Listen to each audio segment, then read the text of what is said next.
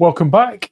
It is draft season, ladies and gents. That is my time to wallow in nerdy spreadsheets, too much hyperbole and hyperbole, sorry, and just get guests on that we want to speak to from our community and let them have their say on this Wild West, which is draft prospects.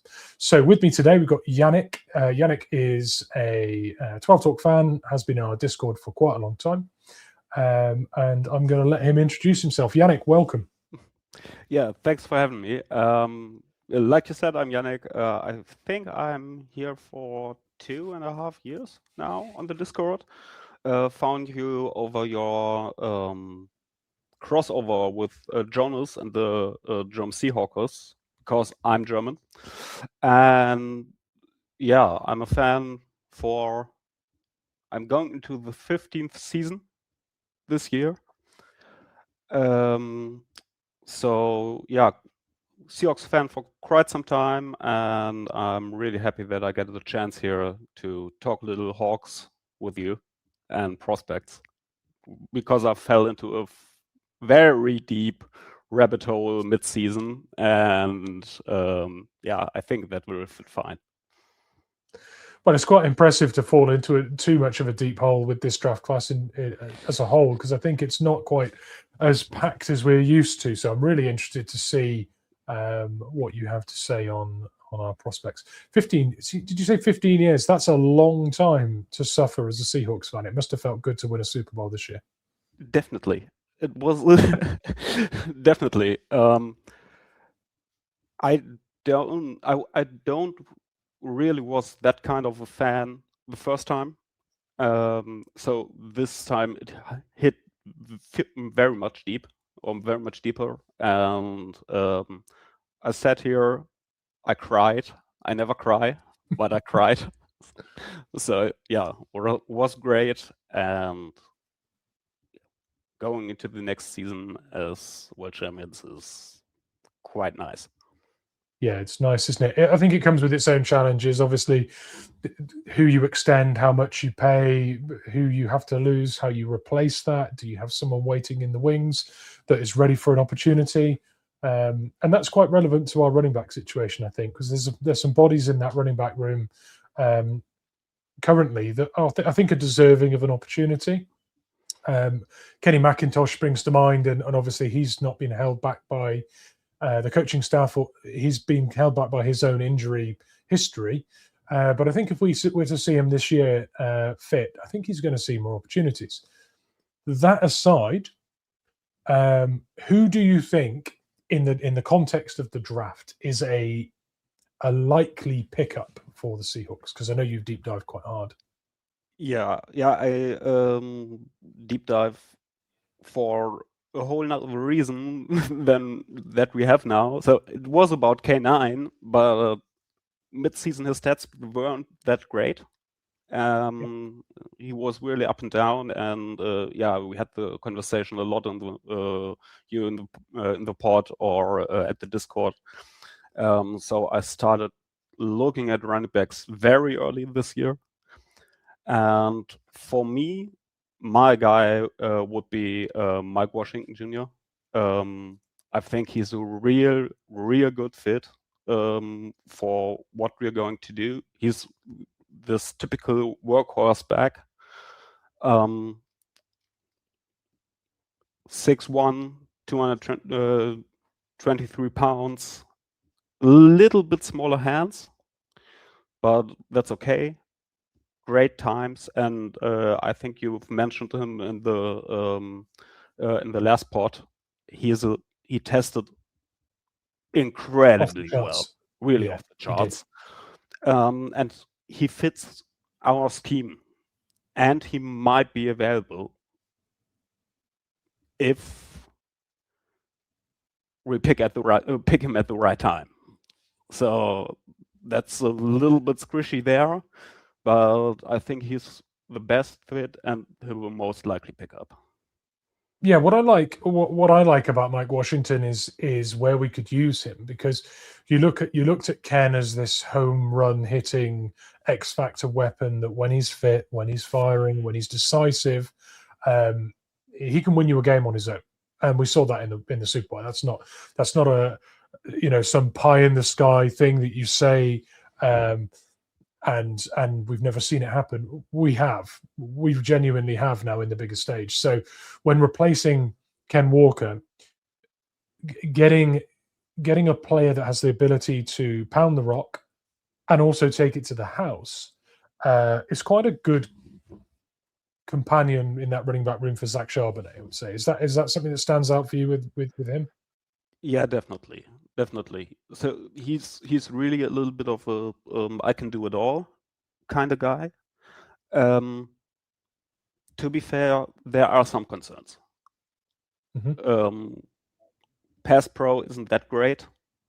He has the frame, he has the timing, but he hasn't the technique. That there he definitely has to be trained up a little bit. And there's another thing that's hitting a little bit hard. He has a little bit things with fumbles. But hey, we know that. we're used to that. So that's the thing there where he really has to put it up a notch. But for our scheme, for what he can do, I think he's the best and the most likely guy. Okay, so you think Mike Washington Jr. is the most likely pick, and I tend to actually agree with that. I think everything that I see fits quite nicely, provides some of Ken coverage, some Zach Charbonnet coverage. I like that you can do all of that. But is there a better scheme fit than Mike Washington for you? Is there someone you think is just a perfect insertion into this offense? Yes, and I think that will be a little bit surprising because I really think Jadarian Price could be a little bit of a better fit. Yeah. But he definitely won't be there for us to take. In the second round? Or do you mean the first round? In the second. I don't see him as okay. So that's a little bit difficult. In the first round, he might be there, but it's a reach. But it's a real reach. I have him mid-second in my in my ratings, and I think I have Mike something like. Let me look in my spreadsheet. Be interesting to see where you've got him. I've got him as a top 100 prospect, but so potentially I have him at 119. Yikes! Okay, so you got him much further down. Well, that might be my blue tinted glasses seeing him as a player that I think will snap off. So yeah, I think in a situation where we trade out of the first round, if we can find a trade partner and end up picking somewhere around 40 in the draft, I suddenly think Jadarian Prince makes all the sense in the world. He's a very, very good player. He can receive the ball. He can rush the ball. He's got some home run hitting power in his legs. He can do most things you want. He's not the most explosive. He's not the best receiving back. But he does everything to a high enough level that you can put him in as an RB2. And I think he carries that workload with quite a lot of accomplished skill. I think that's fair to say. In another draft, I think he's third round running back. Genuinely, I think next year, if he'd have been in that class, third round player. So I think you always have to bear that in mind with this draft class as a whole, not just the running back position, all of it. A second round receiver is probably a third in another year. So don't expect to see what you usually see in terms of a second round pick. But I agree with you. I think it's a reach in with our first pick. I think it's unlikely for our second pick. If we can move down, come up, do John Schneidery things, Yeah. to be frank. I think that's possible. So, yeah, I think Prince is a really good shout, and his name's on a lot of people's lips. So I like that one. But what about a sleeper? Is there a guy in this class that you think is not getting the recognition, or you think in the right scheme he could be a brilliant player? Who's on that list for you? Yeah, so I think that one won't be that recognizable. I've got Noah Whittington from Oregon. Oregon. Yeah. He doesn't have the usual frame, so he's 5'8". He has short arms, small hands. There's a little bit concern about him with being undersized, and he's a very old prospect. Yeah. So he'll be turning 25 before training camp. But the thing is that he shows a really nice pad level. He has nice ball security. He fumbled like three times on 527 carries in his college. Yeah, that's tidy. That's tidy work. And he's quite lateral. He can sidestep in traffic. That works for him. He's got good vision, not the best vision, but good vision. And I can see him go in the 7th or normally as a UDFA. And maybe in the right fit, in the right scheme, he could work. But just as a complementary back. So yeah, that must be clear here. Yeah, and I like him. I like him a lot. I liked his tape a lot, but his small frame and his small measurements make it really tough to see him as more than just a complementary back. Yeah, it's interesting. I think players like that may be on the Seahawks' radar, especially if they can contribute to special teams. I think that's quite important. Well, I'm just going to reel off a few here. I don't expect you to know all of these names. No pressure if you don't. But Jamari Taylor, Virginia.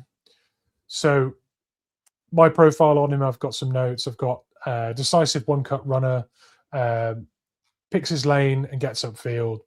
Strong vision and patience while blocks are setting up. I think that when Ken was best, it was when he was patient and waited, especially in Super Bowl. But when the blocks were established and taking what was given and being decisive, it's exactly what Ken did to get the best out of last year's scheme, at least. And works best when asked to press the hole and make one cut, not dance and bounce the ball outside. So Jamari Taylor from Virginia is a player that I think is the absolute blueprint of what works well for the Seahawks. It's basically the Seahawks blueprint, isn't it? That to be decisive, one cut and go, take what's there, and trust it in this new line that we've got. So Jamari Taylor, I think actually 6th round player, could actually be pretty good in this system. So that's my scheme fit possible pickup. It's a bit of a crush for me actually. Looking when you watch him, you can see how he would fit. There's benefits next year, but if you're going to throw a 6th round pick out there, that for me is a bit of a free hit. Mm-hmm. So this pod, we're going to talk about wide receivers as well. And I know until the news about Jake Bobo getting an offer from the Jags about 20 minutes before we started recording this, you didn't necessarily believe we would be actively pursuing the wide receiver market in the draft unless a player fell, presented good value, So is there a player that you think is I'm hesitant to say likely pick because you yourself don't necessarily think it's likely we pick one at all. But if we were to, who would be a likely pick for you? So yeah, you're right. So I thought that we'll be not really in the market for a wide receiver because you said it at the beginning. The class as a whole is not that deep, not that high pick. What is definitely falling up to even last year. So my overall grades are looking really, really bad this year. Mhm.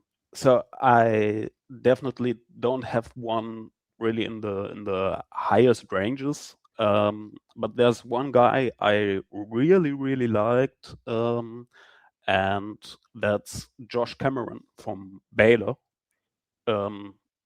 6'2", 220 pounds, great hands, is an outside X receiver type. The thing with him is that he's a little bit predictable in his routes. He has sometimes a little bit problems with his footwork that has to go up. If you want to have a reliable wide receiver free, he's a guy for me because I think we have with yeah, of course with the JSN and with Rashid Shaheed and maybe Horton coming back, he could fit in there well for a limited route tree and a limited play style that you but you have to give him this one job and he'll do it great. So that's for me like really a sixth rounder that I could see him picking us picking him there. Yeah, I think that's it's really difficult without the Bobo news. I really didn't have us on the board for wide receiver at all in a great way. That really broke me a little bit a few minutes ago. Well, you mentioned 3 wide receivers already on this roster, but you didn't mention Cooper Kupp. And when you put Cooper Kupp in 2 and you call that 4 wide receivers, when you're drafting one this year, what are you trying to get from a wide receiver? Is it a guy for gadget plays? Is it a contributor on special teams that provides cover as a field stretcher? Or, you really need to know what you need to supplement this room. And with Jake Bobo, we had a red zone mismatch, a good chain mover, a guy who blocks willingly and works for the team. If that comes out, I think there's room for that to go back in with a draft pick. You also have to factor in we've lost Tariq Young as well, who was special teams ace, a backup field stretcher as well. So there are some small responsibilities within that room, and you'd look around and think, well, who's going to pick that up? Who's going to, be a good fit for that? Well, you could pick that up. You could also pick that up as an undrafted free agent too, like we did with Jake Bobo. So it is really difficult, as you say, to go, oh, a likely pick is this, because I'm not sure it's likely we pick one at all. Yep. I had another guy on my list that would a little bit become the next Cup, maybe. Yeah. That's Zachariah Branch from, let me see, I think he's from Oregon, Georgia. Yeah. Smaller guy, typical slot receiver, sucks in the ball, really. He's like vacuum. And the thing there is a little bit his measurements are he's a small guy with 5'9". He's just 177 pounds, so he's really, really small. He has small hands, not the arm length you really want to have normally, but he's great in separation. He sucks in the ball like a vacuum. He's got good timing. And that would be my pick if you're going more for the cup replacement guy.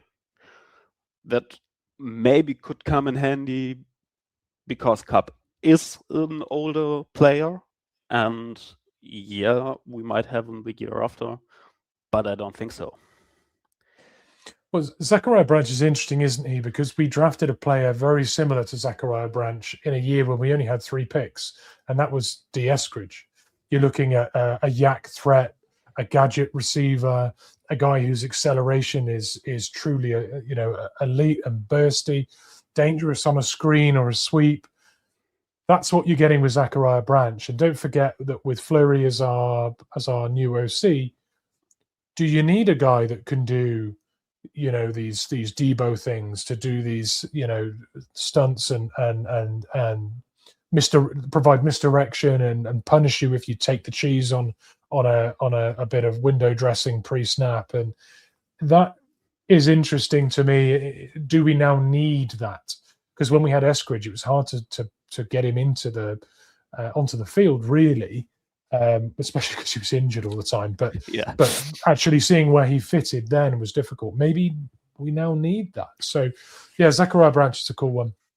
Is there a sleeper in this draft that you think could be really quite good? Yeah, and for that, to be honest, I didn't see that at first. We're going back to Georgia with Colby Young. Mhm. He's more like a typical outside X receiver, 6'5", 280 pounds, a little bit slow in the first burst, but I think there is a really great upside. He has a high ceiling, great football IQ, and I think he can really, really fit in well in the right scheme. I'm not quite sure if we have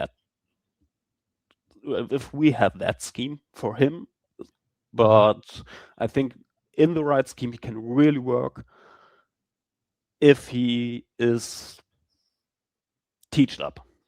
He really needs training. He's kind of raw in his movement at times.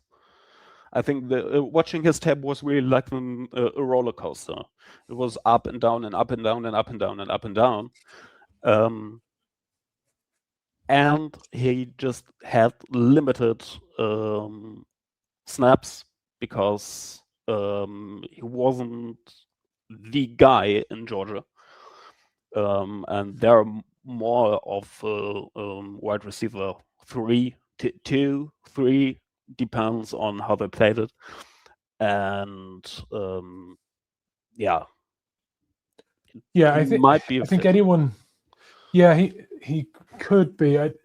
It's difficult to see where he fits because, again, I'm thinking about last year's offense, and I'm not sure exactly what we require in this year's offense. But and it's a packed wide receiver room that does an awful lot. So hard to see where he fits. But anyone who watched the combine would have seen a really highly polished player who looked like a defensive lineman catching the ball at times. He wasn't just good in his own drills; he was good in the quarterback drills. Didn't drop one. Got to every deep ball. Looked seriously polished through those drills. So, yeah, I really like the look of the player. I just don't know if he'll be a Seahawk. But as a sleeper pick, if he's even still a sleeper after that combine performance, honestly, because that's the thing. I can see that he really jumped up after the combine, but I don't like to be flashed about that because it's just a 1 day. Just 1 day. If he's good there, I'm happy for him. He'll definitely jump up the ladder. He'll get more market value. But it's just a 1 day appearance. And if I watch his tape over a longer period of time and I see similar mistakes or similar weaknesses over a longer period of time, I'm more going into that as in a one-day workout or few-day workout. So that's my thing. He may be still be a sleeper, but yeah, with that testing, it's nearly unlikely that the teams don't have him on the board somewhere. Yeah, I think he presents good value, doesn't he, later on? And I'm going to talk briefly before we finish just about a player that I think is actually a really good replacement for what Jake Bobo's done in our system, and that's Johnny Wilson out of Florida State. So I've got some notes here about why Johnny Wilson screams a Seahawk player. But also, when I mention these things, think about what we've relied upon Jake Bobo for, and I think most people would agree this kind of aligns. So 6'6", insane catch radius, physical blocker, willing blocker as well. That we need players who will do team first things, so physical blocker, red zone mismatch, 6'6" with a large catch radius. Put him out there when you're in the red zone. We didn't use Bobo enough for that, but when we did, he was exceptional, in my opinion. Works well on vertical routes and crosses, which we saw with Jake Bobo constantly moving the chains, coming across almost like a tight end, and just snagging the ball, forward motion, falling forward, long frame, snatching first downs when it really matters. It's basically a traits pick. It's having a few things that he can do to situationally get the most out of that player. There are concerns over stiffness and the level of separation he gets.